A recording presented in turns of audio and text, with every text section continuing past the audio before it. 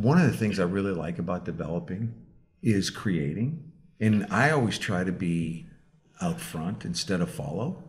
And, you know, there's risk in being out front, right? Because you can be wrong, but, you know, like wrong location or wrong design. And I mean, because we've all seen buildings where somebody let an architect run wild, and it's, you know, it's sitting there and you're going, what the hell were they thinking? But the extreme case for us was Reunion Tower. Oh, think about that. Yeah. There was nothing like that. I think it's cool. That's, you know, well, I mean, it's gutsy too. Fortunately, conviction. Fortunately, we were pleased.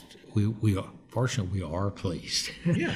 with how people have grown to love it. But there were evenings when I was as it was going up, when I said, "Ooh, what happens if everybody doesn't like it?" Right. You know? But you know the thing about that development that I'm impressed with is the size. Because at your stage in your life, and when you were doing that, that is a massive hotel. And that is, it took conviction. It did. It took conviction to build it.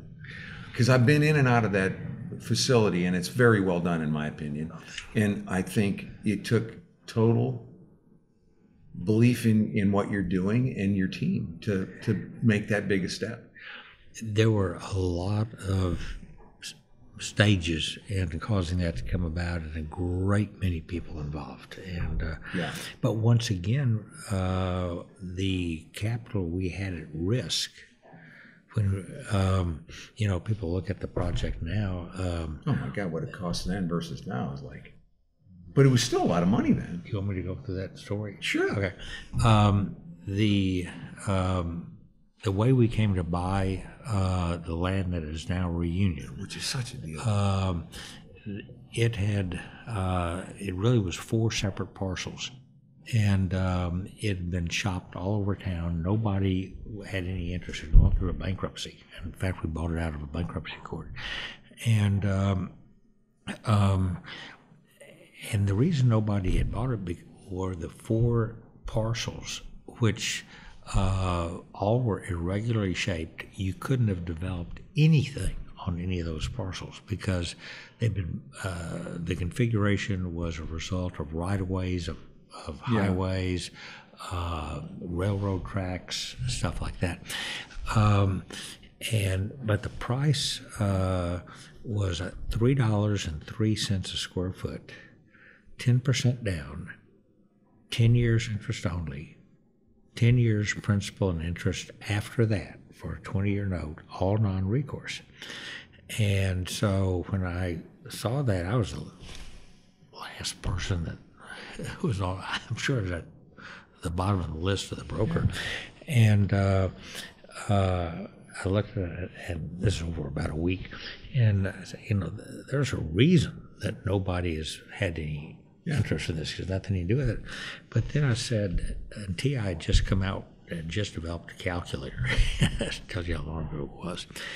And I pulled up my calculator and said, okay, if we bought this at $3.03, 10% down, and held it for 20 years, what would our basis be?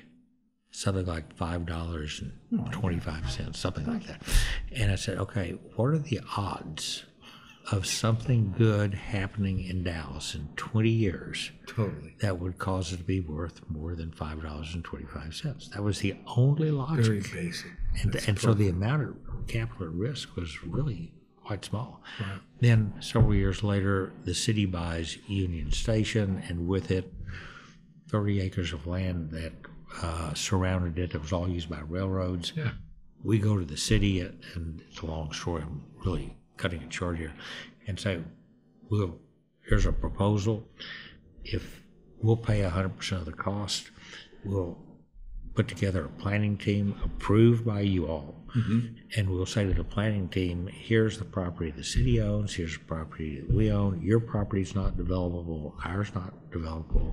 Let's give the planning team the lists of things that we both would wish to see down there, ask them to go off, come up with a land plan, and accomplish as much as can be accomplished without with you all paying no attention to the property lines. Just, and the hotel was on our list. The old Reunion Arena was on the city's list, Right. and multiple things like that. They came back, the planning team came back with a land plan. We tinkered with it about 10% and then negotiated a deal with the city over 4 months that was probably 4 inches thick, Not bad. which we agreed to do. Land swaps. Yeah. The city used to own half the land underneath the hotel, Hyatt Regency.